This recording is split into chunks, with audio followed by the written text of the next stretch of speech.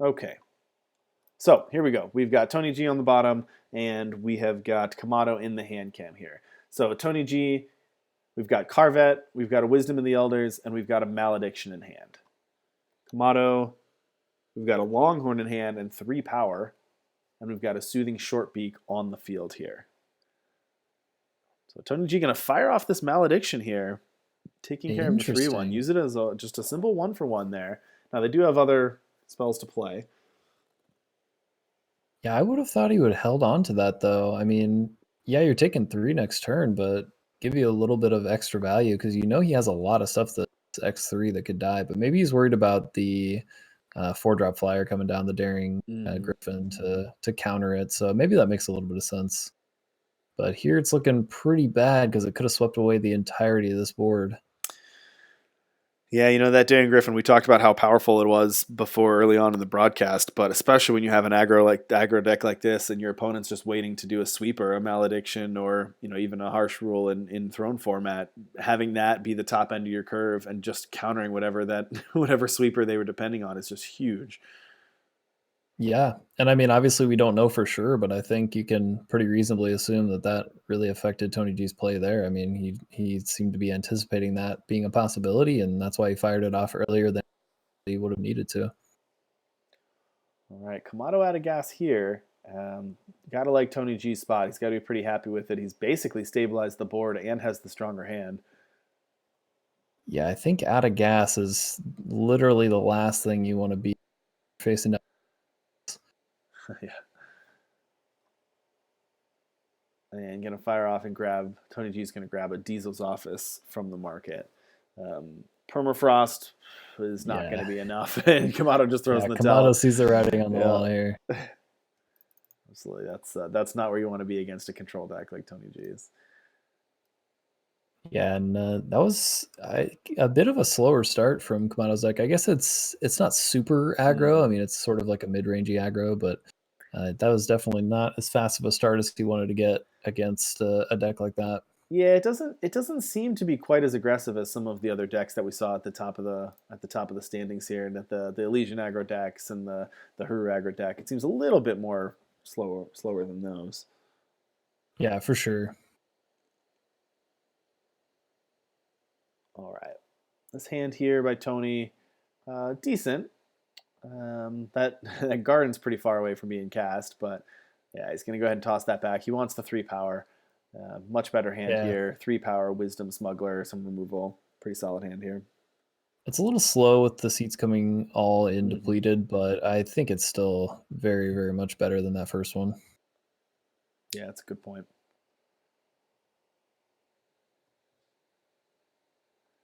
It's a Resolute Monk. Yeah, second garden, not exactly what you want there, but that's all right. Conflagrate's going to take care of that monk there. Just really at this point, TonyGeeee's just remove anything in sight. Just buy time as much as possible. Yep, absolutely. No power there. Yeah, the game plan's got to be just clear the board until you can find your Carvets. Gonna go grab a power from the board from the market here. Not drawing a power for the turn. Yeah, this Wisdom's going to help shore things up. He should find a power with that, and then he'll be able to slam the site, and eventually he's going to draw into those Carvets. All right, Camat0 going to play out a Smuggler here.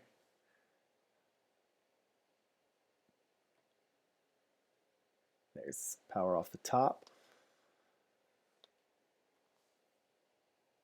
If Camat0's able to play the Spell Shaper next turn, which it looks like he probably will, he's going to get a little bit of value off that with the flyer. Obviously, a lot of removal in TonyGeeee's deck, so it's definitely going to be taken down sooner than later, but getting that value together and a little more pressure is going to be good for, at least for now. Yeah, even just getting that value out of the way, replacing itself with the card draw on the flyer, even if it dies the next turn. Well, obviously not now, but even if it were to die the next turn, you still got your value off of it, and kind of 2-for-1 your opponent there. But TonyGeeeee is going to go to the market and grab an Edict to take care of it before that can happen.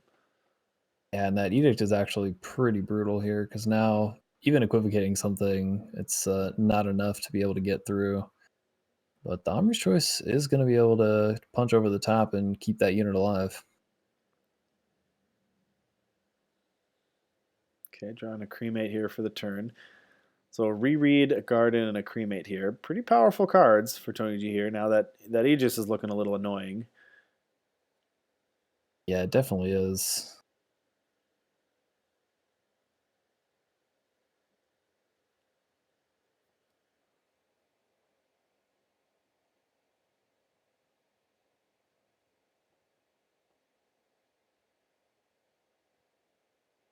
And I, like Tony, have no idea what play is here. Yeah, definitely pausing to think through that. That's a tough play for sure. I think I like this though. Finding something to put on top. I don't think we Yeah. could see what it was, but No, we can't. yeah, resurfacing makes a lot more sense than the other modes, attachment wise, and the ice bolt is not effective here either. So probably putting something that he knows he wants to turn on top. Not going to be a Carvet though, because he can't play it. Yeah, ice bolting an Aegis unit never feels good. Camat0 drawing that foily permafrost from the deck to take out the garden here. A resurface a spell. I can't get Carvet. For some reason I thought it was card spell.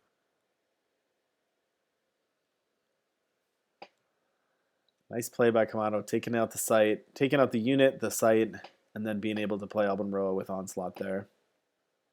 Nice little sequence of events there. So if he slows on the cremate, it's pretty much not going to be effective forever, but he can just reread something that could remove Alban Roa, the edict, namely. But I mean, he still could do that here. Delta with a nice point in chat. Baby Var, is Baby Var in the format? Baby Vara is not in the format.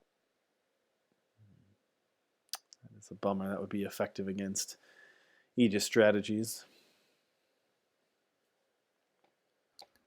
All right. Would also be in literally every shadow deck, like it isn't Throne. So that's probably true.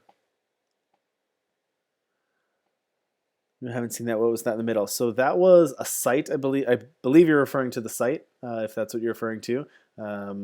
That's a relatively new type of card, similar to probably I don't know, most similar to a Planeswalker from Magic the Gathering, if you're familiar with that. Has um, has some health that gets knotted down, and each turn it has basically 3 spells associated with it. And so each turn you get to play one of those 3 spells, and then after those 3 spells are up, if it still survives, you kind of ultimate out a unit a pretty powerful unit for free that gets played that turn. So pretty resilient, pretty powerful, lots of different effects, a lot of options for you. Yeah. And there's 1 or 2 pretty much in all the different faction combinations. I think some have more than 1. Yeah, Fire and Primal has exactly 2 that are they're both now double fire and double cost.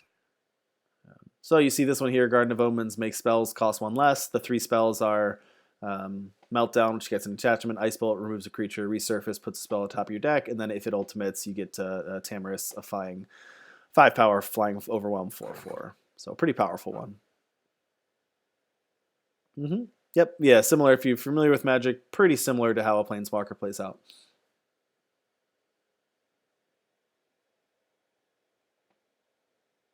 All right, going to go for the resurface here. We cannot see what TonyGeeeee resurfaced to the top here. All right, invoke. So that's a pretty good one. I don't know. I don't know if I'm happy that the story of tonight has been the powerful cards that have been drawn off invoke. Yep. I kind of wonder if we're gonna see something change around invoke at some point. I don't think it's necessary yet, but I mean we've seen how powerful it is. I definitely wonder if something's gonna happen with those in the future. You wanna, for anybody new, Matt, you want to explain how invoke works? Yeah, so when you play the invoke unit, you get a choice of a random spell, a random unit, and a random attachment, and you can choose one of those 3, and they're from the color of the thing that is invoking. And so it's similar to shoot, I can't remember what the mechanic is in Hearthstone, what it's called, but similar to that Hearthstone mechanic where you or discover, is that what it's called? Yeah. So, but it's a little more directed because you have like one of each of those types. So it's, I guess, a little bit less RNG in that way, but definitely very powerful. And all of those listeners also have a mastery cost associated that lets you invoke again. So definitely a lot of value on those cards. Absolutely. So I believe that was 2-0 to Tony G. So Yeah, quick one. congrats to Tony G, moving up to 4-1 with pretty good tiebreakers there. So I think Tony G has a pretty solid chance of getting in the top four. Now I think we might have Yeah. three. Looks like we might end up having 3 4-1.